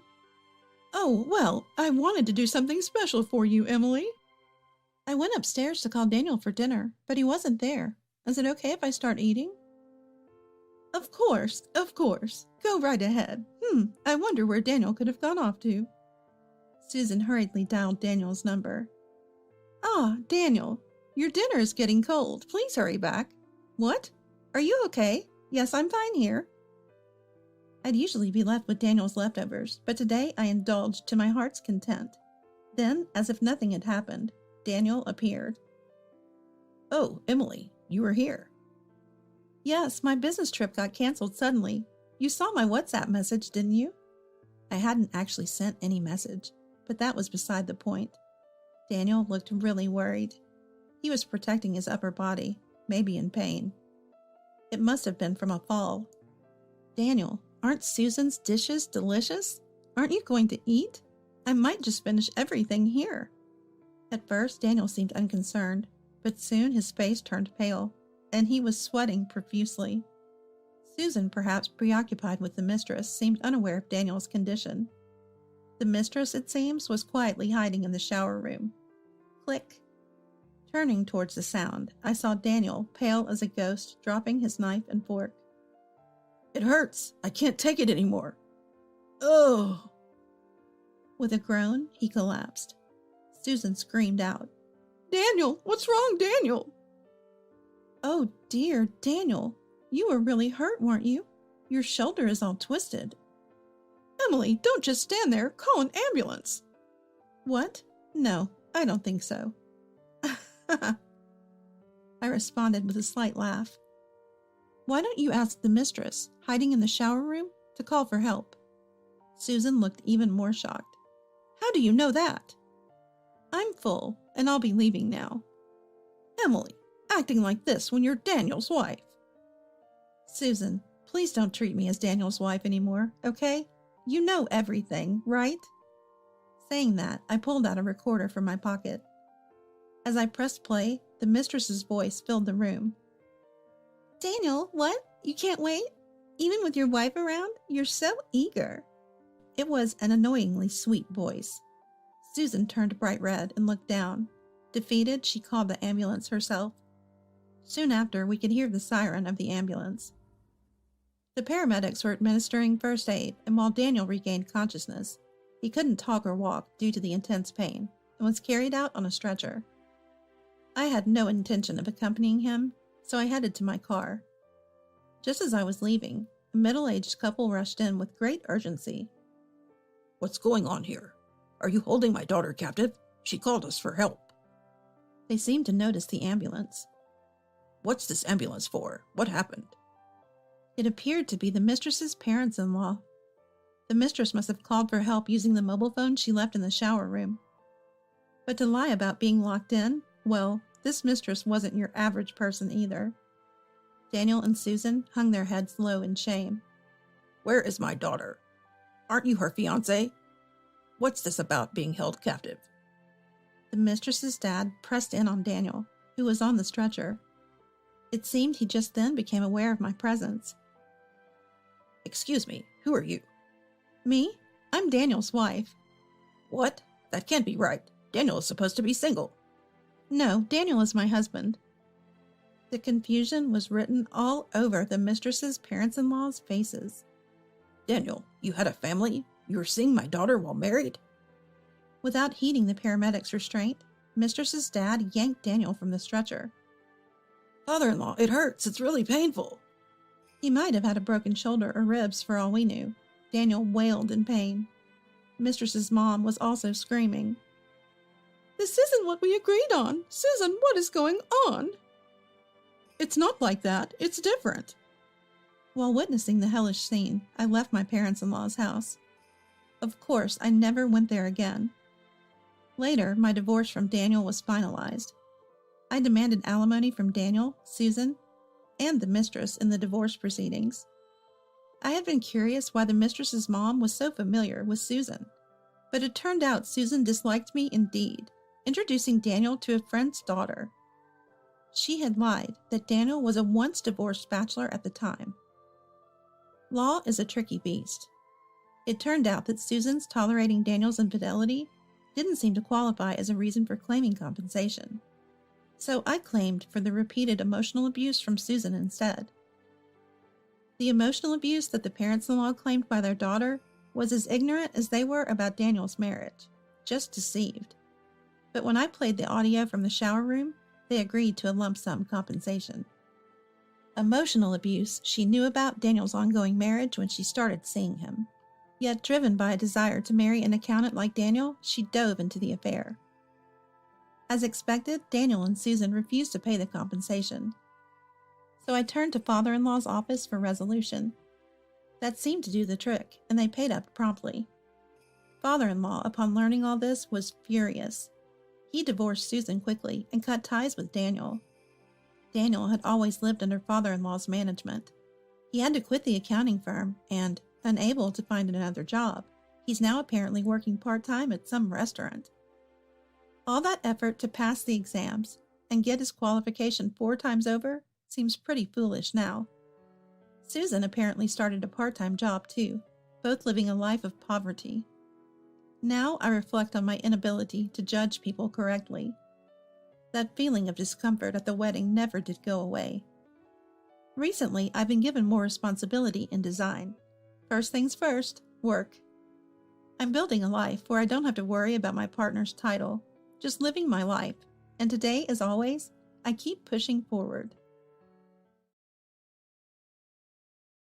Something's off. In the locker room at work, my colleague Stephanie spoke up. When I asked what happened, she said that she didn't have enough money in her wallet. Come to think of it, I felt the same way recently, but I thought maybe I just miscalculated because I had locked it. We both tilted our heads in confusion. My name is Jennifer. I'm a 42-year-old part-time worker and a housewife. I live with my husband and child. I've been working at the supermarket for 5 years. The workplace is a small supermarket. The owner started the store, and there are 2 other supermarkets of the same scale. There's a separate store manager, so the owner isn't always around, but he's a friendly guy who sometimes comes in to greet even the part-time staff. Since the store is small, everyone knows each other's faces and names, and part-timers generally get along well. Stephanie, who joined around the same time as I did, is a year younger, and we became close after discovering our kids are in the same class. We started our part-time jobs around the same time, and now we even go to cafes and take our kids out together. The other day, Stephanie and her child came over to play, and the kids were engrossed in their recent favorite role-playing games. I'll have this, please. That'll be $10. Watching the kids play like this always warms my heart. One day, a cute woman named Amanda joined our workplace. She's 32 years old. She looks younger than her age and is quite cute, so she's popular among the male employees. At first, we thought Amanda was a nice addition to our team, but that changed within a week. While she keeps up her pleasant demeanor around the male employees, her attitude toward us is terrible. She readily blames her mistakes on us and often chats with the male employees instead of working. Although no one from the staff has addressed this, we've decided just to focus on our own work. We've even mentioned it to the store manager, but nothing came of it. Amanda is married, but apparently doesn't have children. I'm not particularly interested, so I don't know much more than that. However, I recently found out she likes the bakery next door. Next to the supermarket, there's a small bakery run by a husband and wife team, and I often stop by to pick up some bread on my way home from work. The bread is delicious and affordable, making it easy on the family budget. Plus, the kids absolutely love it. I've run into Amanda there before. Even though our eyes met when I greeted her, she ignored me, so I've decided not to speak to her anymore. Despite this, while I was eating lunch in the break room, Amanda came in with the store manager. "Hey Jennifer, are you going to the bakery next door again today?" She asked this in a strangely familiar tone. "Huh?" I managed to keep my surprise to myself and responded with a forced smile. Watching all this, the manager turns to Amanda and praises her, saying how amazing it is that she can get along so well with the other part-timers, as if that's something to be praised for, like we're in elementary school or something. Observing all this, I couldn't help but feel that the manager and Amanda seemed oddly close. I wanted to say, she always ignores me, even when I say hello, but I decide not to. No need to make an enemy. When men are around, Amanda suddenly becomes friendly to us as well. To those who don't know the situation, it might even seem like she's everyone's idol. From our perspective, it's hard to see why, but I suppose some people are easily fooled. Sometime later, as I was finishing my part-time shift and opening my locker, Stephanie, who had also entered the locker room, spoke up. That's odd." She was looking through her wallet, and out of concern, I asked her what was wrong. "What happened?" Stephanie mentioned that she felt like some money was missing. Come to think of it, I had a similar feeling the other day. But the only places I would leave my wallet are at home or in this locker room. I always lock my locker, so it's hard to believe a family member would take it. So I had brushed it off as a misunderstanding. Upon telling Stephanie about this, we both grew uneasy. Theft in such a small supermarket? It's not like our wallets were completely empty. $100 bills and coins were still there. It was just that the number of $10 bills seemed a bit off. We didn't want to cause a commotion over what might just be a misunderstanding. So Stephanie and I decided to keep an eye on the situation and report to each other if anything else happened. We did consult the store manager, but he dismissed it as likely confusion and didn't take it seriously. Since then, we've been cautious not to carry much cash in our wallets. Exactly 1 week later, as my part-time shift ended, and I headed to the locker room with Stephanie, I had the distinct feeling that something in my locker had been moved. Upon checking my wallet, just as I suspected, the $10 bills were missing. Stephanie hastily checks hers and reported the same. It was also a Wednesday last week. The staff who work on any given day are pretty much fixed, and our supermarket holds sales on Tuesdays. Consequently, customer traffic and staff numbers are generally lower on Wednesdays.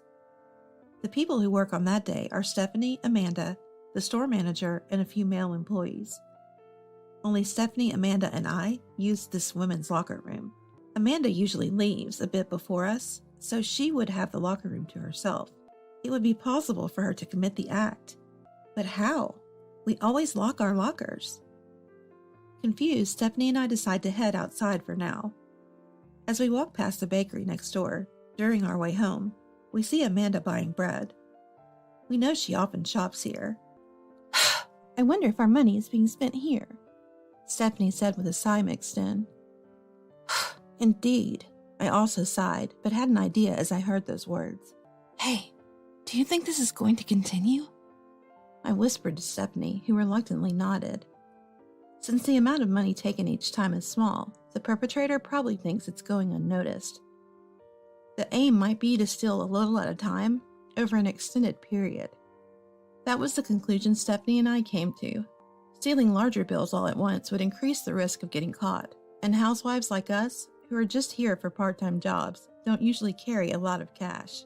It's unclear how much this was premeditated, but leaving the $100 bills and only taking the $10 bills seems cunningly smart. Just to be sure, we consulted the police. Then I remembered that some kids who were engrossed in their pretend play had brought in toy money yesterday. The toy money was surprisingly realistic. You'd think it was real if you only took a quick glance. I shared the plan I had come up with to Stephanie. Jennifer, that's a great idea. Stephanie immediately agreed, and we began to set our plan into motion. We started taking action towards our plan, and a week later, after finishing work, we headed to the locker room. The first thing we checked upon opening our lockers was the contents of our wallets. Just as I thought, it's reduced again. The 4 $10 bills that should have been there had reduced to 3. Stephanie, who had entered the locker room with me, also checked her wallet and looked in my direction. 2 of my $10 bills are missing too. We exchanged glances and wore sly smiles. After getting our things, we hurriedly left the supermarket. Our destination was the bakery next door. As expected, Amanda was shopping inside. When we entered, Amanda looked at us and ignored us. Business as usual. We did some shopping while keeping an eye on Amanda's actions. She hurried to the cash register to check out, and we got in line behind her. Then the cashier who was handling Amanda's payment made a troubled face. I'm sorry, but you can't use this money. The clerk said this to Amanda with a puzzled look. What? Why? I'm a regular here. Hurry up. Amanda yelled at the clerk. Behind her, Stephanie and I started a conversation. Speaking of which, I left that toy money the kids were playing with in my wallet yesterday.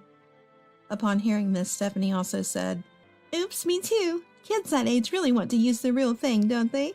Of course, the money was just toy money, but I did lend them the wallet. At that moment, I didn't miss Amanda's body reacting to our conversation.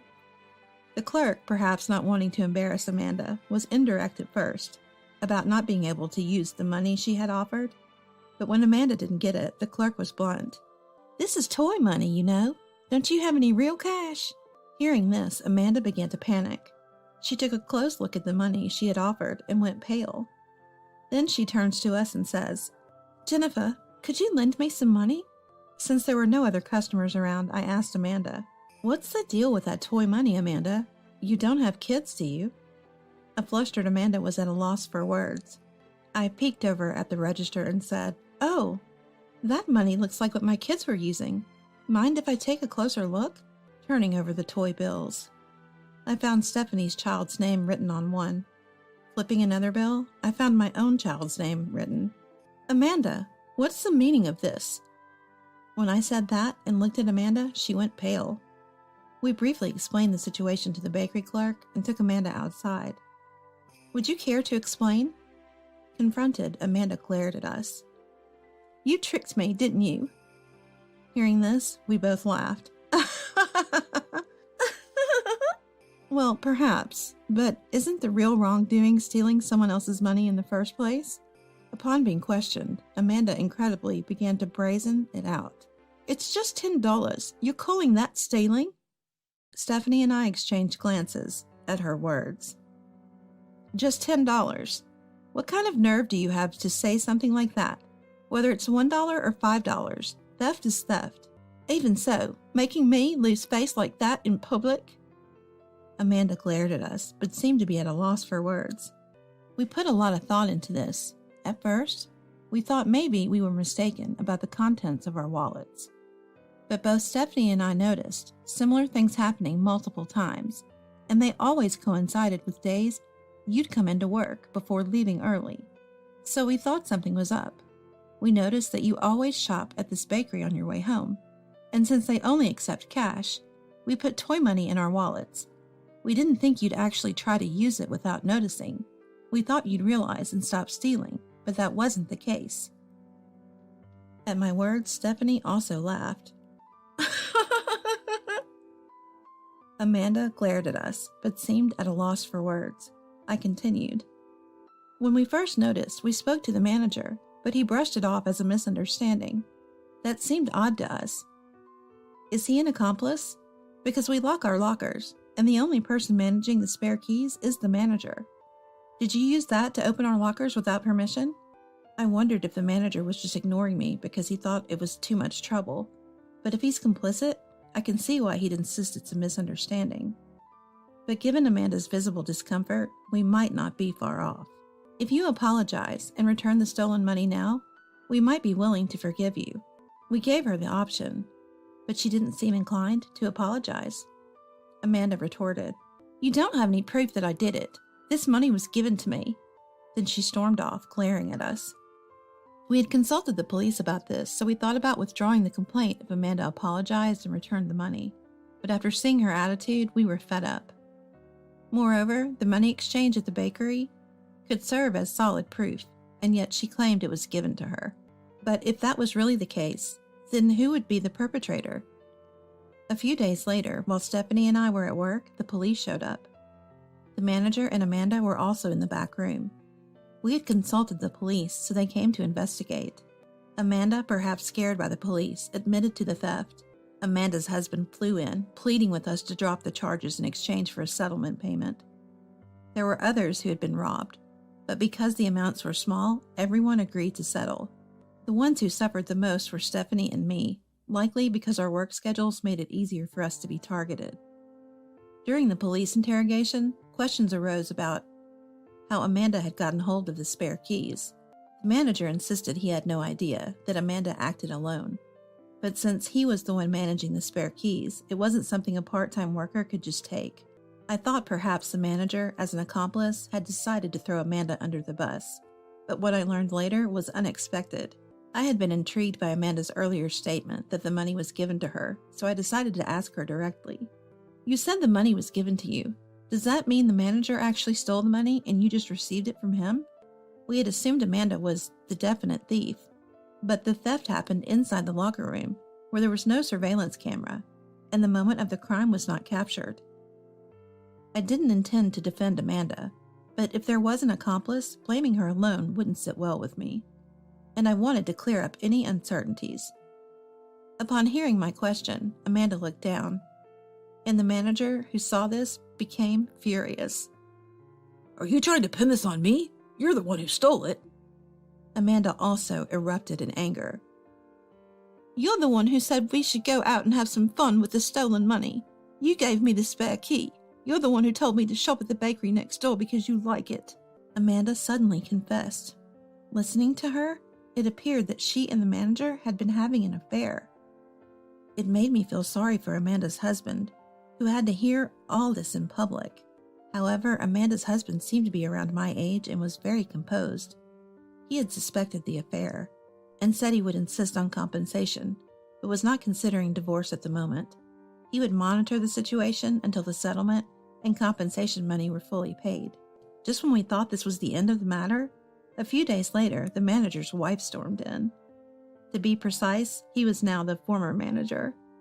By the time the police arrived, the president of the company had learned about the incident and immediately demoted the manager. We're not sure what the president's plan is to do next, but for now, the manager hasn't been fired. He's been instructed to properly hand over his managerial duties. The wife who stormed in apparently called the former manager and Amanda to ask for compensation.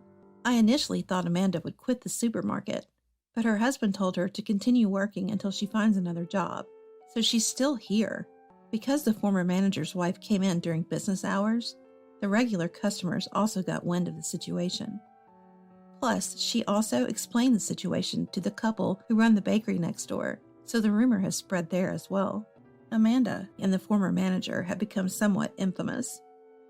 Eventually, Amanda found the situation too uncomfortable and ended up quitting. According to the part-time staff network, someone spotted her working at a restaurant near the next station over.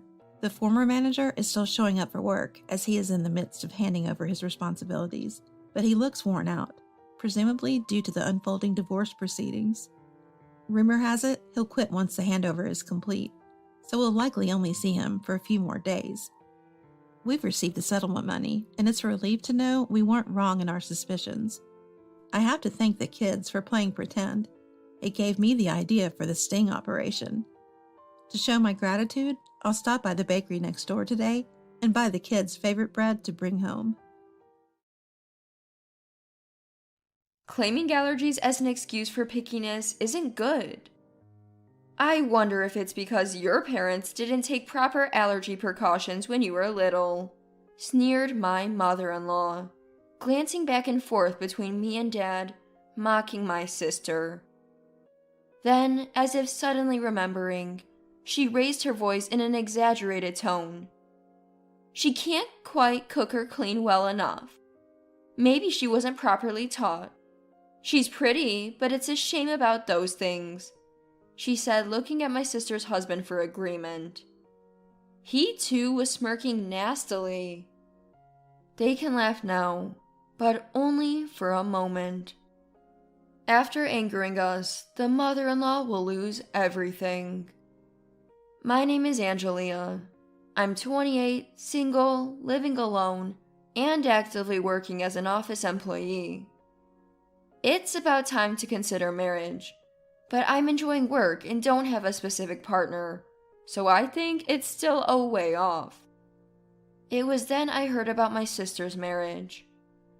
My family consists of my self-employed local father, housewife mother, and my sister Eleanor, who is 3 years younger, a family of 4. Dad adored us sisters and let us do as we pleased. Mom always watched us and Dad with a smile, and I think we were a picture-perfect happy family. Eleanor, my younger sister, was adorable and charming, winning over everyone regardless of gender. There were times I felt it was unfair how cute she was, but her affectionate sis made me forget all that. Dad, the eldest of 5 brothers, mostly lived near his siblings, so we had a lively extended family. Mom got along well with aunts and uncles, so there were many family gatherings. At that time, Dad's youngest sister, an aunt, had a late pregnancy and gave birth to a girl, so the family gathered to celebrate and meet the baby. Though Dad's sister, she was more like a sister to me, being only about 10 years older. I was happy for her and excited to meet the newborn, so I returned home after a long time. While chatting with my aunt and marveling at the miracle of life upon seeing her tiny newborn, cheers erupted from where Eleanor was. Glancing over, I saw a slightly drunk Eleanor, her face flushed pink, and steadily holding a glass of unfamiliar alcohol. That's what happens when you drink alcohol you're not used to. Thinking I should help my probably overzealous sister at the celebration, I stood up to go to her. Then my cousin Christina, noticing me, looked up in surprise and started talking excitedly. Angelia, is Eleanor getting married? Eh? I must have looked utterly foolish and surprised at that moment. I had heard she had a boyfriend who was a tall, handsome civil servant who would pick her up after work. But marriage? I looked back and forth between Christina and a tipsily smiling Eleanor. I hadn't told Sis yet. Christina, looking surprised, seemed to sense my need for a proper explanation from Eleanor and quickly left. With Christina gone, I sat down in the chair next to Eleanor, still warm from her. I took the glass Eleanor was holding dearly and put it on the table, then held her cheeks in my hands, turning her face towards me. What does this mean? I'm sorry. Eleanor finally apologized, sensing my intimidating aura. Upon questioning, she revealed that she wanted to tell me directly, and even asked our parents to keep it a secret. She planned to talk to me about it now that I was home, but before she found the right moment, she got drunk and ended up spilling it to Christina in her joy. Typical Eleanor, unable to keep a surprise. But somehow that was endearing too. As I listened, I stopped caring about being kept in the dark and went around telling everyone, including the part about it being a secret. The relatives all laughed, saying that's so Eleanor. There's one more thing I haven't told Sis. More? I don't think there can be anything else. Go ahead, tell me, I asked gently. Eleanor, relieved, began. When I marry, I'll have to move in with Jeffrey's parents next month.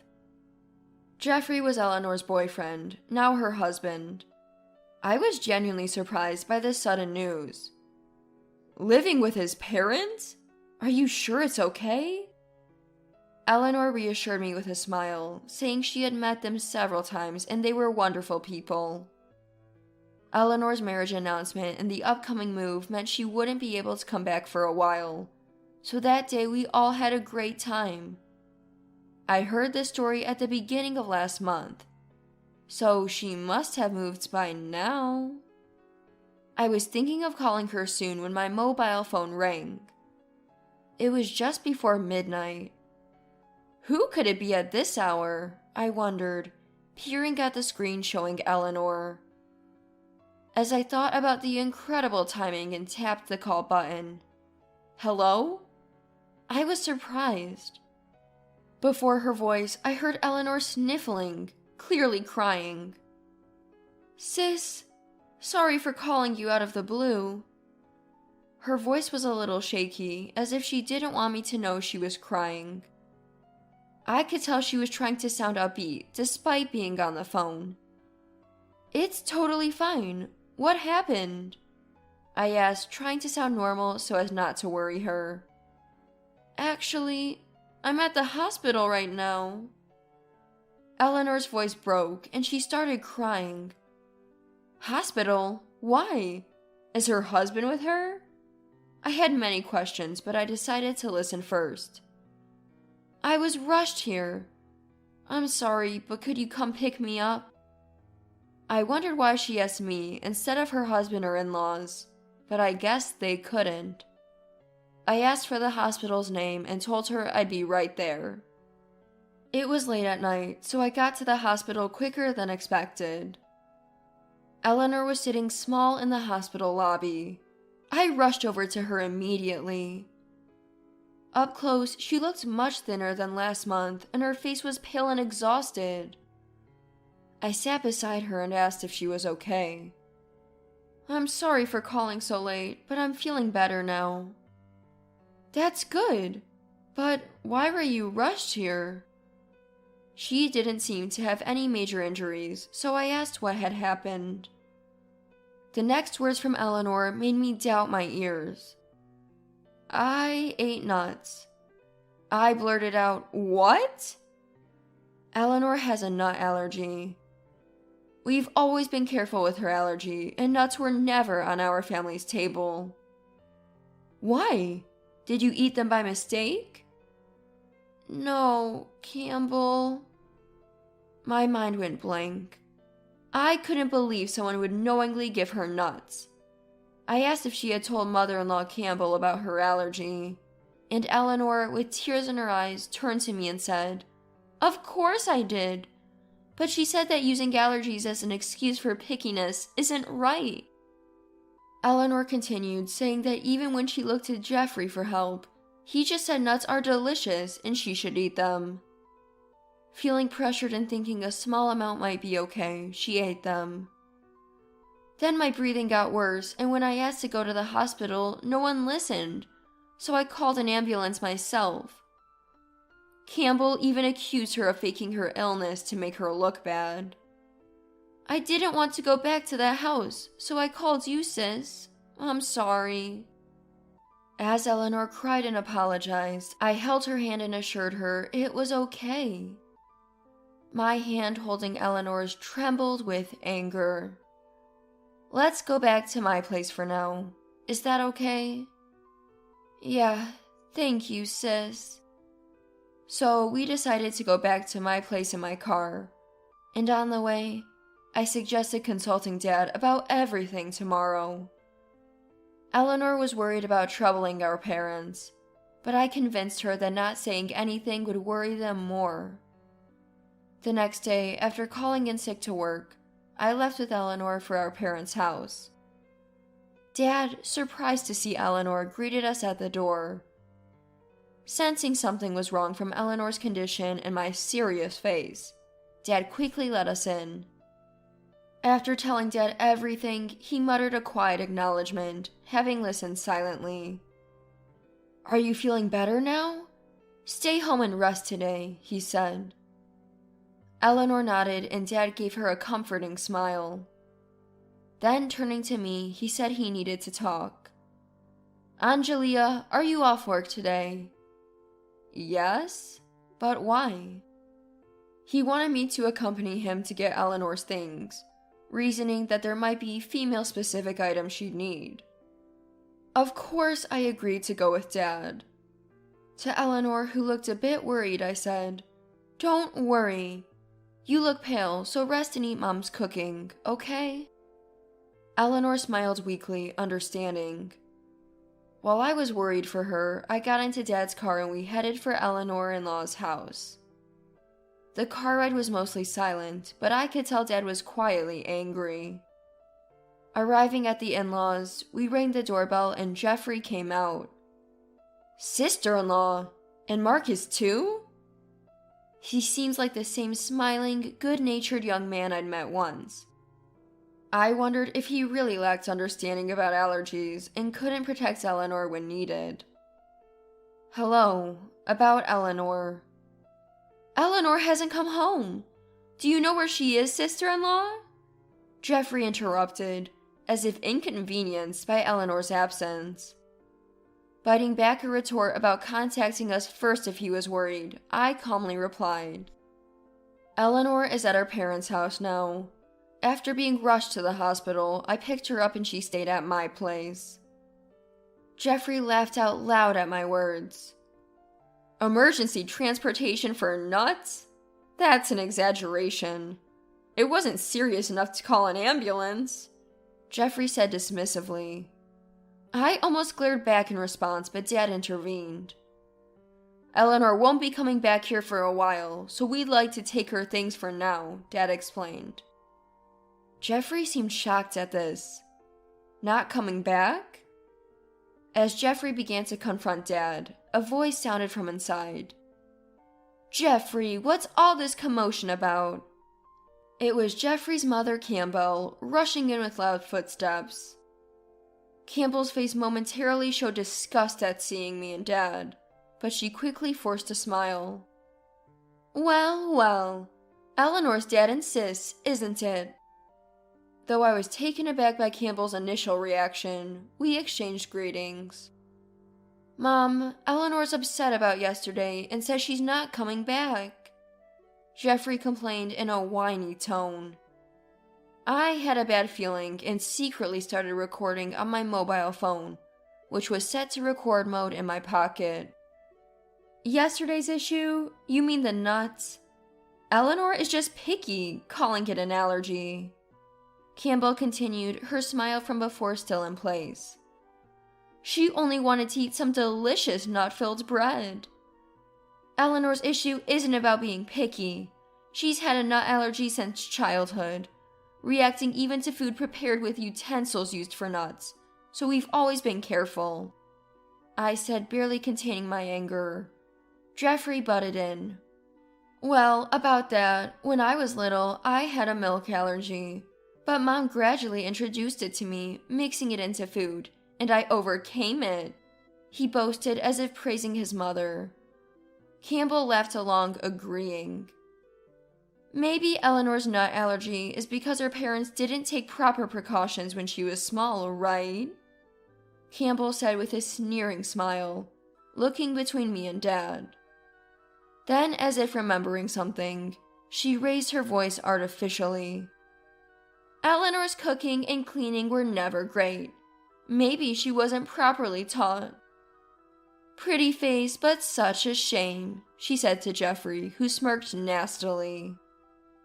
Feeling like I would explode if I stayed any longer, I announced that we would take Eleanor's belongings and asked Jeffrey to show us where they were. It's fine. Eleanor needs to overcome her allergy and learn housework, Campbell said cruelly before disappearing inside. Quickly gathering Eleanor's things, I left the in-laws' house as if escaping. On the drive back, I was filled with anger, but Dad seemed even more furious. Dad, who usually drives safely, was unusually aggressive on the road. When we got back home, Eleanor rushed to greet us. She immediately sensed something had happened and repeatedly asked if we were okay. What are you planning to do now, Eleanor? Eleanor looked as if she remembered something, then looked down. Honestly, they didn't seem concerned about you at all, I said. Eleanor looked up with a bitter smile and responded, I guess I was hoping for too much, huh? It was never going to work out. It was probably just as I had imagined, and she had a few tears in her eyes as she looked into the distance. Considering how Campbell spoke, it wasn't just this incident, but maybe there have been problems before. They threw away my food because it was too flavorful, and they spilled drinks on areas I just cleaned, she said. It was as awful as I had feared, almost too painful to hear. But I always thought we'd understand each other someday. Seeing Eleanor's tired smile made me realize how much she had endured. But after this, I realized we'll never understand each other. I think I want a divorce, she said, almost relieved. Dad nodded deeply, acknowledging her strength. You've done well so far. Leave the rest to me, he said. Eleanor and I were surprised and looked at Dad, who had a mischievous smile as if he had a plan. A few days later, Dad said we were going to pick up Eleanor's furniture, and we drove to her in-laws' house. Hey, won't we need more than 3 people to move the furniture? Dad laughed heartily. Don't worry, I've arranged everything. I wondered what he meant, but trusted Dad's assurance. As we arrived at the in-laws' house, apprehensive about meeting them again, cars started pulling into the parking lot one after another. The rural home had a spacious parking area, quickly filling up. Eleanor and I were surprised when our relatives started getting out of their cars. Now we won't have any trouble moving the furniture, Dad said, greeting the arriving relatives. I realized what he meant by arrangement. Noticing the commotion, Campbell and Jeffrey came out of the house looking flustered. Eleanor! What's this all about, bringing such a large group all of a sudden? Campbell and Jeffrey looked ready to pounce on Eleanor, so I stood protectively in front of her. Dad then stepped in front of me, smiling at the two of them. Thank you for the other day. Eleanor's planning to divorce, so we're here to collect her belongings. Campbell frowned at this. Divorce? We haven't heard anything about that, and Eleanor's belongings were already taken back, weren't they? Despite the tense atmosphere, Dad continued smiling. Most of the furniture here Eleanor had been using since living alone. We've brought about 23 relatives to help move it. With that, Dad gestured to our relatives, who started entering the house. Jeffrey tried to stop them, but ended up following them inside. Remaining outside were me, Eleanor, Dad, Campbell, and 2 others. This is a lawyer, and this young lady is Christina, a cousin of the 2. A cousin? What does she have to do with this?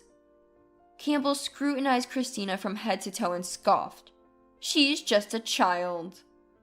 Indeed, Christina was still a college student. While I wondered why Christina was here, she began to speak. I study law at university. After hearing Uncle's story and Angelia's recording, I came because Campbell could potentially be a criminal. Christina spoke calmly. Indeed, she was smart in studying law. Forcing someone to eat something knowing they have an allergy carries criminal liability. Campbell laughed dismissively. You're just a student, not a professional. I can't take you seriously. She covered her mouth, trying to hide her smirking expression. Christina remained unfazed, continuing in the same tone. Expecting such a response, I invited a professional lawyer, not just an amateur. Campbell seemed to have forgotten about the lawyer's presence until then. Upon realizing, she finally looked at the lawyer. This case could involve compensation in the divorce proceedings, and of course, the divorce will go through, the lawyer said. Hearing this, Campbell's face turned increasingly pale. She rushed to Eleanor and grabbed her hand. Eleanor, you're not really planning to divorce, are you? I've been so worried about you since you fell ill. Let go of me. Eleanor interrupted Campbell's words and shook off her grip. It was unusual for the always smiling Eleanor to glare at Campbell. When I collapsed, not a single one of you cared, just eating away as if I wasn't even there. I will proceed with the divorce and claim compensation in the court, Eleanor declared firmly. Just then, Jeffrey's cry came from inside the house. Mom, all the furniture in the house is being stolen! Eleanor exclaimed in disbelief. Stolen? You're the one who brought all my furniture here without asking, claiming it was new. I bought that furniture with my own money. Campbell grabbed Jeffrey's arm to stop him from retorting. I overheard her whispering to Jeffrey about the presence of the lawyer. Thanks to our relatives' efficient work, the furniture moving was already completed. Dad, after thanking them, turned to a pale-faced Campbell and Jeffrey. We've collected all the belongings, so we'll be in touch through the lawyer. As we turned to leave, Dad paused and looked back at Campbell. There have been cases where forced ingestion of allergens led to death. It's fortunate that didn't happen to Eleanor or Jeffrey when he was young. His smile was there, but his eyes were not. We all got into the car.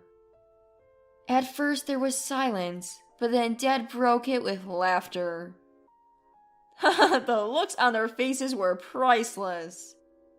Seeing Dad's genuine smile, which I hadn't seen in a long time, Eleanor and I started laughing too, and the 3 of us laughed all the way home. It was a moment of true laughter after a long time. Eleanor's divorce was officially finalized later. The in-laws' house was left empty after we removed Eleanor's furniture. They had sold their original furniture, expecting to use Eleanor's, and squandered the money from that sale. With no savings left, the in-laws' house quickly became known in the area for their harassment of Eleanor and moved away, almost fleeing. Campbell and Jeffrey reportedly work all day to pay off the compensation and cover moving and furniture costs. Eleanor's health is slowly improving, and she is staying with me until she finds a new place. living with Eleanor again after years. I sometimes find it noisy, but also comforting to return home to someone. Laughing together just like old times, I'm enjoying every day with Eleanor.